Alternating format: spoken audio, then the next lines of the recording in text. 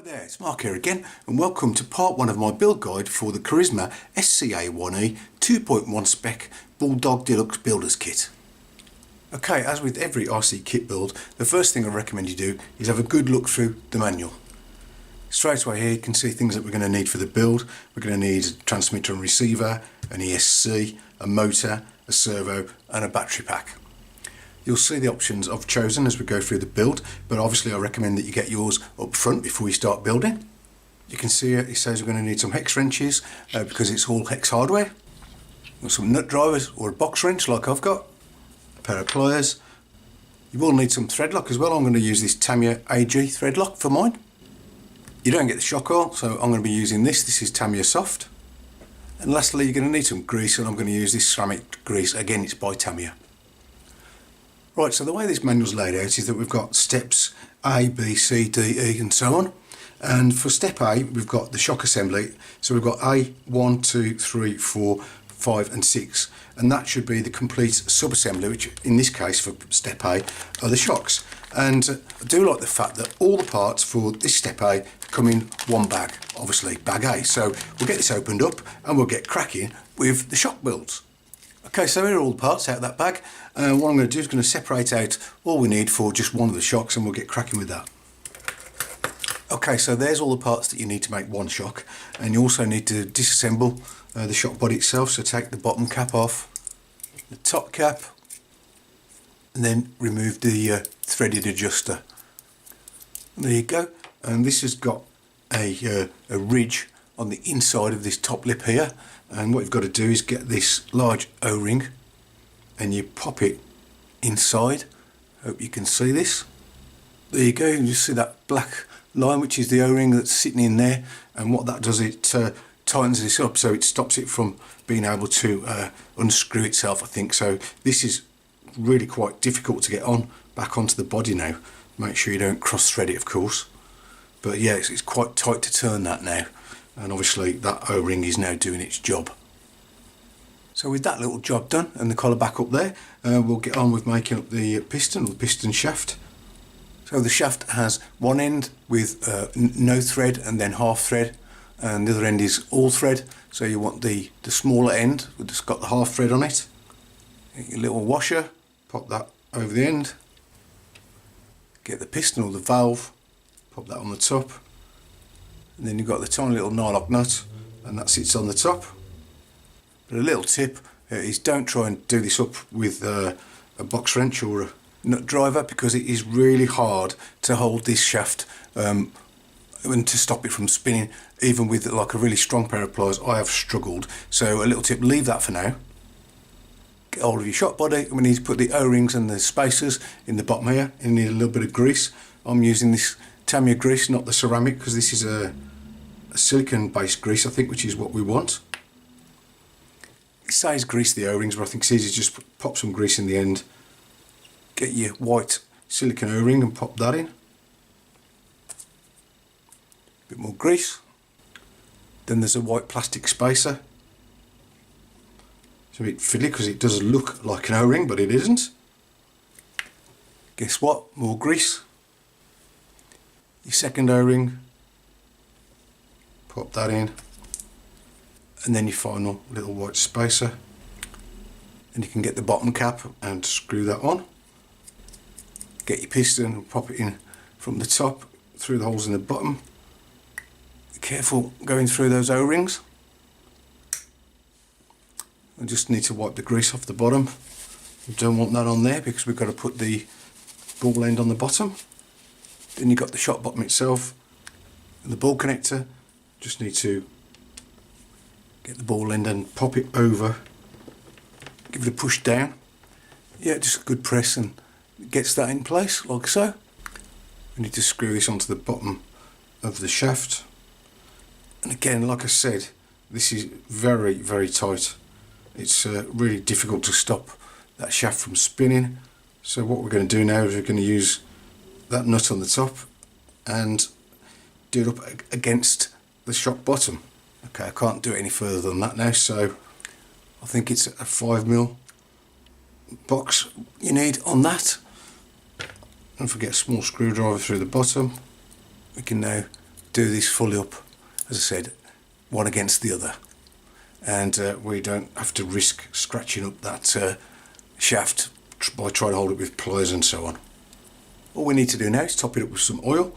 It does say to use 30 weight, which I think equates to, I think it's 350 CST, which is what Tammy used, CST, and this soft is 400, so it's somewhere near. So we'll start with this. I can always fine tune it later. So we have to fill up the shock, move that piston up and down so we get rid of all the air, and top it up again.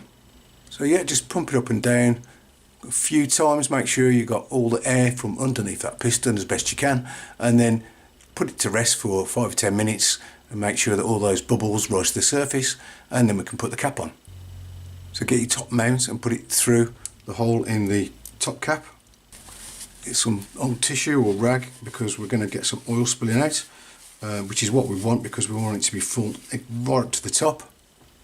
Get the black diaphragm, and so pop it on. Get some oil coming out there. All we need to do now is get that cap over the top. It is quite tight, it's a nice tight fit over that rubber seal. And again, try not to cross thread the cap onto the shock body. I back screw first. There we go, got oil everywhere because there's a bleed hole in this top cap, which is a good thing. And what we can do now is turn the top one against the bottom cap and get it nice and tight. Okay, that feels nice. You can feel the dampening there now. And finally we just get the spring, push it over the body, get the bottom retainer, fit it over that shaft, and there is a flat, or the flats in it, so it'll only go one way onto that shock bottom. Pop the spring in, and there you go. One beautifully smooth shock. Build 3 more. Next it's time to open up bag B. So these are all the parts for this step. It does say 2 steps, but basically it's just the one. And you can see there by the 2 times, we have to do it twice to make the 2 diffs. So get your plastic diff case, and then you've got your diff locker, which is this aluminium part, and you need to slot that into the case. Then we need to fit I call it a ring gear, I think it's called a ring gear. So if we get this lined up, you can see there are 4 holes, and we need to fix in there this 10mm long M2 screw. So find one of the holes.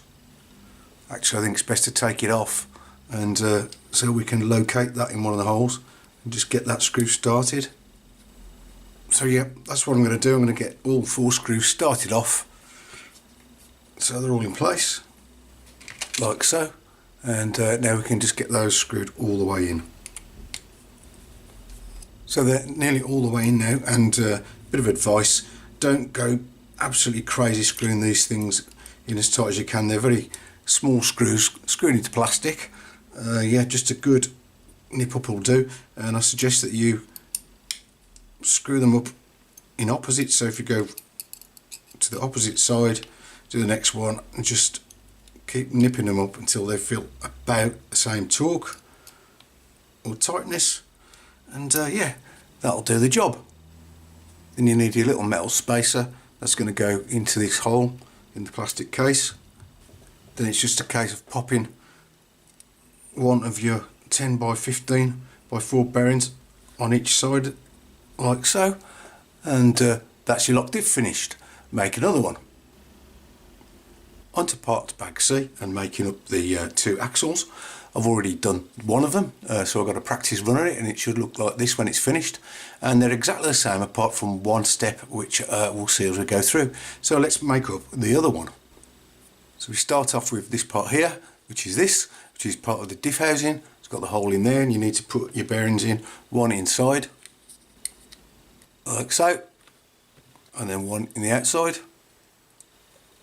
And then you need this tiny little shaft with a hole in one end and a hole through the other end. Get your bevel gear, and that's got to pop onto this end, which has got 2 flats, so it is kind of keyed. Just make sure that goes on okay. Get some thread lock into those threads in there, and then you got your tiny little 3x6 countersunk screw. It does say on here it's a flathead screw, but it's not, it's countersunk. You need to pop that in the hole, and then just pop something through that hole in the other end of the shaft so you can get a good grip on it and give it a good tighten up. Once you've done that, just pop it from the inside through those bearings, and I'm just going to pop an R-clip through that hole because the other one popped out. So I'll just hold it in place while we get this bit of the build done. In step 2, we're going to fit these kind of arms onto that part we've already assembled.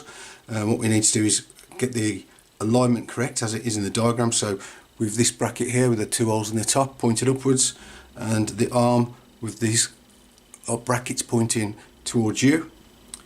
There is a little lug there, you can see, that fits into that case. There's a hole in the case, just clicks into place. And then it's just 2 2x6 screws. Make sure you get the right ones. There are some other ones that are of a similar length. If you're not sure, I'll get a ruler out and measure them because you don't want to get them mixed up. And yeah, another little tip here is don't tighten these all the way up yet. Second screw goes in that other hole there. As I said, tighten it most of the way up. So there it is fitted, and there's a little bit of movement. You'll see why in a bit. And then just turn that round and fit the other part on the other side in exactly the same way with those 2 screws. It should look like this when you're finished. And in step 3, this is the only difference between the front and the rear axle, as I said earlier, and that is the orientation of the differential. Now I've already done the front axle, obviously, and fitted the diff in like this. So for the rear axle, get some grease on the teeth and just drop it in. Make sure it turns freely and it's engaging with that gear. Yeah, so that's good. And obviously this is the rear axle. I'm going to put a letter R on this so I know this is the rear, because you don't want to get those mixed up later on in the build. In step 4, we're going to fit this part of the case, which you can see there in the diagram. Make sure the 2 holes are pointing upwards, the 2 mounts, again with that bracket at the top here pointing upwards with the 2 holes on it. And this is why I said not to do those screws up tightly before, because otherwise you're really going to find it difficult to get that in and click it into place like so.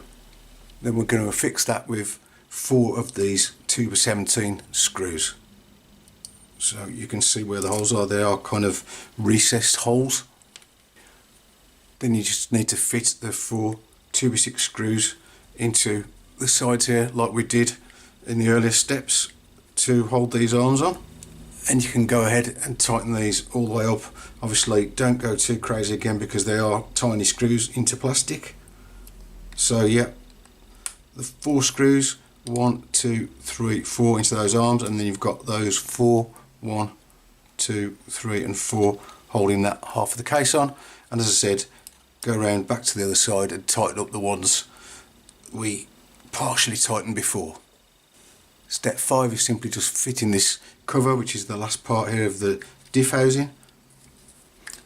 Wow, that was really hard to clip in, so I think it might have been better to leave these 4 screws at the sides here slackened off a bit, but anyway, it's on now. And just to hold that on, we got 4 of these tiny little 2x4 screws, the smallest ones in bag C, and we just put those into the 4 holes in the case, and that's the end of part 5 or step 5 of parts bag C. And the last step is step 6, where it's fitting this bracket onto the top of the assembly. Again, match the alignment to the diagram. This is going to fit on like that. Those 4 holes in the plate there are going to mount onto the top, and there are little lugs that locate into those arms at the side. So that's how it goes on. All we need now is to put 6 screws into those 6 holes, and they are the 3x8 buttonhead screws, and so I'll just get those all installed. Okay, so that's what the finished assembly should look like. You can see those 6 screws installed there, and as I said, don't forget to mark up which one is the front and which one is the rear. On to step D, which is parts bag D, and we're going to be building up the front axle. It says front shaft assembly, but you have to build the shafts and then assemble the steering. This is where it got a bit confusing for me because the instructions are rather vague, to say the best really. These are the parts that come in parts bag D, and these are the bonus parts for the Deluxe Builders Kit. And I've got to be honest, the diagrams aren't really, as I said, specific enough. It tells you the parts you need, but on the actual diagram the parts aren't labelled, so you've got to kind of guess at the screws. It doesn't say, it says make two left and right, and these look like they're exactly the same, whereas obviously for the steering these are going to be opposite to each other. Hopefully we'll see that as we go through it. But yeah, let's have a go. I'm going to be substituting these bonus parts for the standard kit parts. Luckily step D1 isn't too complicated. Again, these are the kit parts, and this is the front axle, and you can see you've got like the CV joint there. So that's the first axle finished, and we'll just show you how we did that. First of all, we've got this tiny little steel part with it's a bar with a hole in it, and that's got to go into the centre of the shaft itself through that hole there. Things are going to get a bit sticky now because you do need to put grease on the inside of this, else it will soon wear out, obviously with it turning around constantly when you're driving. Also try and get a bit on that little shaft itself. Hopefully you can see that's in place with the hole lined up like so. The hole in the centre, so you can see straight through the side of that, because we've got to put a pin through there. And this is where it gets tricky for this part. You need the pin that goes through, and be really careful because there are two different length pins in bag D. This is the longer one, 10.8mm. There's a shorter 9.8, so just be really careful you get the right one. And this is going to be really hard to do on camera, but basically you got to get the hole in the shaft lined up with the hole in the drive shaft there, and then we've got to pop the pin all the way through those holes. Yeah, that's gone straight in. Hopefully you can see there that pin in place, and then all we've got to do to hold that pin and stop it from coming out is to put on the spring. I reckon push it over like that, and these are quite hard to get on, so I'm going to try and separate the coils out with my nail and put one of the coils over at a time, kind of thread it on. And again, if I can try and get this to focus, hopefully you can see that spring now, and that's holding that pin in place. And that's the end of step one.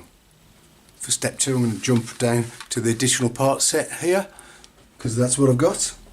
And these alloy uprights are clearly marked left and right, so I've made up the left one. Should look like this. So I'm assuming this here in the diagram is the right hand one, although it doesn't say, because it matches that. This carbon fibre part, and that's got to sit on top of that arm, held in place by two 2x8 button head screws. And I have put thread lock into the holes in the arm, in case you're wondering. So just get those two nipped up. There you go. And then it's a 5x10 bearing, one in each side of the upright, like so. Then you've got to get these two little top hat shaped bushings into the upright. It doesn't say to apply grease, but I am going to, because one, they are pivotings inside that aluminium, and the other thing is they're just going to fall out while I try and assemble it otherwise. So I'm going to put a bit, I'm using Tamiya AW grease here, so hopefully we can then get that and push it up into that hole like so, and hopefully that grease will hold it in place. And the same for the bottom. So that's a left and right uprights assembled. What we've got to do now is get each upright, get your axle assembly, push that through from the inside. You've got your smaller 9.8mm pin that goes through the hole in the axle, like that. And then just put the hex adapter over the top of the pin, and hopefully it shall click into place and won't fall out with a bit of luck. Yep, and do exactly the same for the other side. In step 3, we've got to get this plastic part. I think I'll probably call it the steering hub. Anyway, the steering is going to work on this plastic piece, and again, you've got to make sure you get this the right way around. You've got this like lug sticking out here, and with the steering arm pointing towards you, that's got to line up with that lug, and you've just got to get that aligned with the holes. And with these bonus parts, instead of using these shouldered screws, you just use a stock, sort of standard 3x10 screw. Obviously one in the top and one in the bottom. So there you go, just make up the other one. And when you're finished, hopefully you can see there, they are both exact mirror images of each other. Step D4 is very simple, but I can't emphasise this enough. Make sure you get the axle that you've labelled up for the front, because they are different, remember. You don't want to get these mixed up. So get your front axle, line it up with the diagram, so it should be in that position. And onto that we're going to fit what is the right hand assembly for the steering. So that's going to go in aligned like so. You might have to turn the axle round to get it to engage in the lock diff, and yeah, just push that on as far as it will go. It does take a bit of a firm push to get it on, and then it's just the two 3x6 screws, one in the top and obviously one in the bottom, and simply repeat that process for the left hand side of the steering. D5 is the drag link, or steering drag link, and simply a case of getting this bar. It's got a threaded end on each end. Your plastic ball connector, there are only two that come in the D bag. Obviously screw one on one end and one on the other. We can screw them up against each other.